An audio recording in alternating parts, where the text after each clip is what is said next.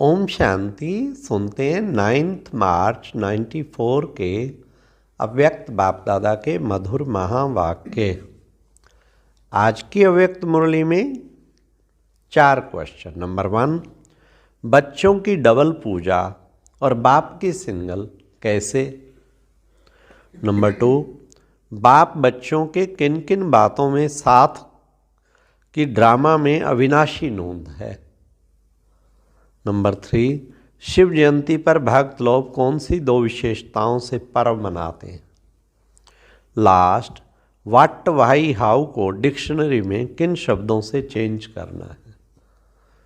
बड़ी इंटरेस्टिंग मुरली है। What why how आज विदेशी भी आए हुए हैं और शिव जयंती है ना, तो बाबा ने बताया व्हाट को किस में चेंज करो, फ्लाई, और वाई को बाय बाय, और हाउ को नो, वी नो इट। तो बड़ा अच्छा बाबा ने नशा चढ़ाया शिव जयंती पर। भक्त व्रत रखते, तुम्हें कौन सा व्रत रखना है। जागरण करते तो तुम्हें कौन सा जागरण करना है। तो सुनते हैं 9 मार्च 94 की मुरली। मुरली का टाइटल है न्यारा प्यारा वंडरफुल स्नेह और सुख भरा अवतरण, शिव जयंती। त्रिदेव रचता बाप अपने पूज्य सालिग्राम बच्चों से मिलने आए हैं। जैसे आज बिंदु ज्योति स्वरूप बाप की पूजा होती है, यादगार मनाते हैं, तो बाप के साथ साथ आप सालिग्राम आत्माओं की भी पूजा होती है। बाप एक त्रिमूर्ति शिव गाया और पूजा जाता है, और आप सालिग्राम आत्माएं अनेक हो। पूजा दोनों की होती है, क्योंकि बाप ने सभी बच्चों को अपने समान पूज्य बनाया है। कभी भी सालिग्राम को देखते हो तो क्या अनुभव करते हो। ये हम ही हैं ऐसे लगता है। तो बाप ने बच्चों को समान तो क्या, लेकिन अपने से भी श्रेष्ठ पूज्य बनाया है। बच्चों की पूजा डबल रूप में होती है, और बाप की पूजा एक ही शिवलिंग के रूप में होती है। आप बच्चों की सालिग्राम के रूप में होती है और देव आत्माओं के रूप में भी होती है। वाह, कितना नशा बाबा चढ़ा रहे हैं। मेरी तो सिंगल पूजा और तुम बच्चों की डबल पूजा। बाप से भी ज़्यादा डबल रूप के पूजा के अधिकारी आत्माएं आप हो। जैसे डबल विदेशी कहलाते हो, डबल पूज्य भी हो। डबल ताजधारी भी आप बनते हो, निराकार बाप नहीं बनते।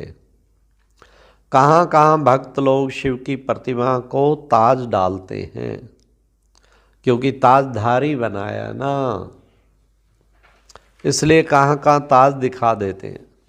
लेकिन बाप कभी भी रतन जड़ित सोने चांदी के ताजधारी नहीं बनते, क्योंकि ताज धारण होता है प्रैक्टिकल में, मस्तक में।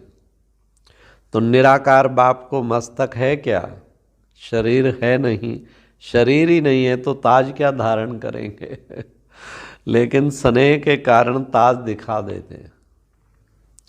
तो बाप ने बच्चों को अपने से भी आगे रखा है। इतनी खुशी और इतनी श्रेष्ठ स्मृति रहती है। बाप दादा को अपनी जयंती मनाने की खुशी नहीं है, लेकिन आप सबकी भी जयंती है, इसलिए बच्चों की जयंती की खुशी है। क्योंकि बाप अकेला कुछ नहीं कर सकता, और आप भी अकेले कुछ नहीं कर सकते। चाहे कहीं कहीं कोई कोई बच्चों को थोड़ा आ जाता है कि मैं ही करने वाला हूँ, लेकिन सिवाय बाप के सफलता नहीं मिलती। तो ना बाप अकेला कुछ कर सकता, ना बच्चे अकेले कुछ कर सकते। अगर बाप बच्चों से मिलन मनाने भी साकार में चाहे व आकार में भी चाहे, तो ब्रह्मा का आधार लेना ही पड़ता है। ब्रह्मा के बिना भी कुछ कर नहीं सकता। माध्यम के बिना साकार मिलन नहीं मना सकता। तो कितना प्यार बाप का बच्चों से, और बच्चों का बाप से है। 1-2 के बिना कुछ नहीं कर सकते। अगर बाप को किनारा किया, साथ नहीं रखा, तो अकेले कुछ कर सकते हो? बाप कर सकता है, बाप भी नहीं कर सकता। तो ये बाप और बच्चों का साथ साथ दिव्य जन्म लेना, साथ साथ विश्व परिवर्तन करना और साथ साथ अपने स्वीट होम में जाना, ये ड्रामा की अविनाशी नोंद है। इन 3 बातों की नोंद, दिव्य जन्म लेना, विश्व परिवर्तन करना और साथ साथ स्वीट होम जाना, इनको कोई बदल नहीं सकता। तो ये नोंद अच्छी है ना, प्यारी लगती है ना। तो आज सब बाप का बर्थडे मनाने आए हो या अपना? बाप कहेंगे आपका और बच्चे बाप को कहेंगे कि आपका। ये दिव्य अवतरण जिसको शिव जयंती व शिवरात्रि कहते हैं, कितना आत्माओं के लिए स्नेह भरा, सुख भरा वातावरण है। सतयुग में भी ऐसा बर्थडे नहीं मनाएंगे। आत्माओं का बर्थडे मनाएंगी, लेकिन इस समय आत्माएं परमात्मा का बर्थडे मनाती हैं। सारे कल्प में ऐसा न्यारा और प्यारा वंडरफुल बर्थडे जो एक ही समय पर बाप का भी हो और बच्चों का भी हो, ऐसा कभी होता है क्या? अगर तारीख एक भी होगी तो वर्ष का या मास का या डेट का अंतर तो होगा ना। लेकिन ये अवतरण दिवस कितना वंडरफुल है जो बाप और बच्चों का साथ साथ है। इस यादगार पर विशेष भक्त लोग भी 2 विशेषताओं से दिवस मनाते हैं। 2 विशेषताएं कौन सी हैं? एक विशेष व्रत धारण करते हैं और दूसरा स्वयं को समर्पित ना करते हुए किसी को बलि चढ़ाते हैं। तो बलि चढ़ाना अर्थात व्रत धारण करना, ये दोनों विशेषताएं इस दिवस की हैं।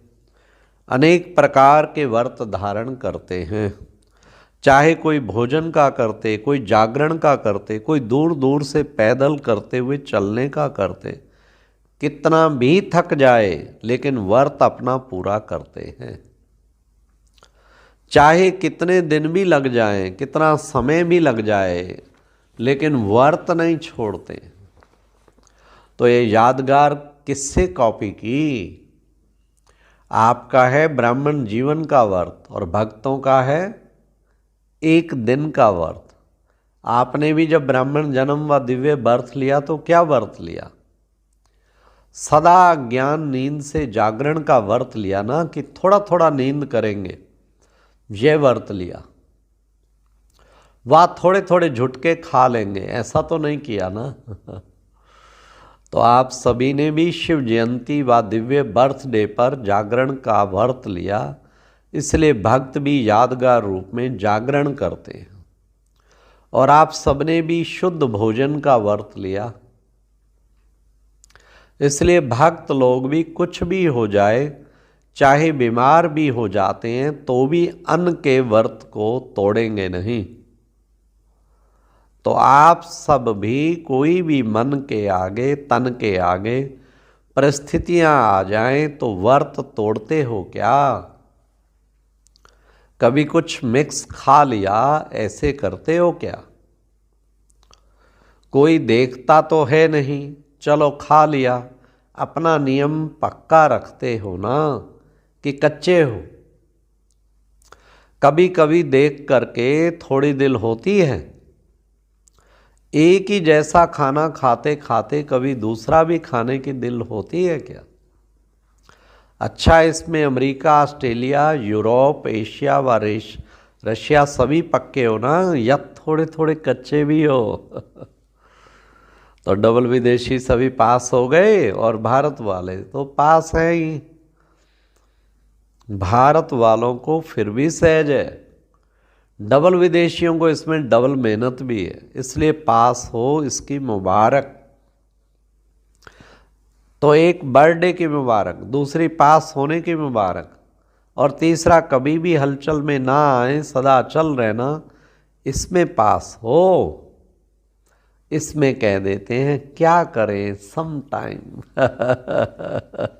आज बाप दादा ने डबल विदेशियों के लिए बहुत रमणीक भाषा इमर्ज की, क्योंकि डबल विदेशी एंजॉय ज़्यादा पसंद करते हैं ना। कुछ होना चाहिए, कुछ एंजॉय हो, ऐसे शांत शांत क्या रहे। तो बाप दादा शिवरात्रि पर इन शब्दों का सभी से दृढ़ व्रत कराते हैं। व्रत लेने के लिए तैयार हो, या जब सुनेंगे तब कहेंगे कि थोड़ा थोड़ा मुश्किल है। पहले तो मुश्किल शब्द संकल्प में भी नहीं लाएंगे, ये व्रत लो। ये व्रत लेने के लिए तैयार हो। तो बाप दादा ने देखा जब तक संकल्प में दृढ़ता नहीं तब तक सफलता नहीं।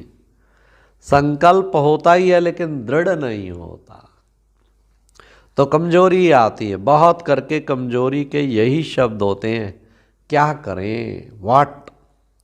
अभी वाट नहीं कहना, लेकिन वाट के बजाय क्या कहेंगे, फ्लाई। और तो जब भी वाट शब्द आए तो ब्राह्मण डिक्शनरी में वाट के बजाय फ्लाई शब्द।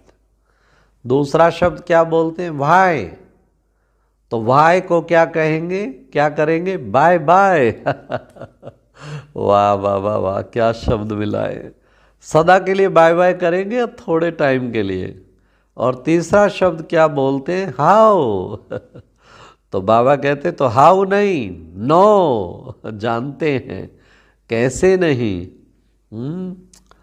नो अर्थात जानने वाले। जब त्रिकालदर्शी बन जाएंगे, जानने वाले तो बन जाएंगे, तो फिर हाउ करेंगे क्या। हाउ कहना माना हवा आना। तो हवा अच्छा लगता है क्या।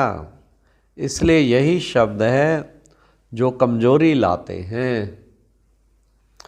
तो बाबा ने कहा जो व्यर्थ, यही शब्द हैं जो व्यर्थ का गेट खोलते हैं। सोचो जब भी व्यर्थ संकल्पों की क्यों लगती है तो किस शब्द से लगती है, इन्हीं शब्दों से लगती है ना। या क्यों होगा, या क्या था, कैसे होगा, ये कैसे हुआ, ये कैसे कहा, ये क्यों कहा, अब क्या करें, कैसे करें। तो कमजोरी के या व्यर्थ संकल्पों के गेट ये शब्द हैं। इसको डिक्शनरी में चेंज कर दो, फिर क्या होगा, आप भी चेंज हो जाएंगे ना। तो भक्त लोग आपको ही तो कॉपी कर रहे हैं। आपकी बेहद की बात उन्होंने हद के रूप में यादगार रखा है। तो ये दृढ़ व्रत रखना, यही शिव जयंती व शिवरात्रि मनाना है। मनाना अर्थात बनना। ऐसे नहीं सिर्फ केक काट लिया, लाइट जला ली, दीपक जला लिया, तो ये मनाना नहीं। ये मनोरंजन भी आवश्यक है, लेकिन इसके साथ साथ कुछ काटना है तो कुछ जलाना भी है। अच्छा,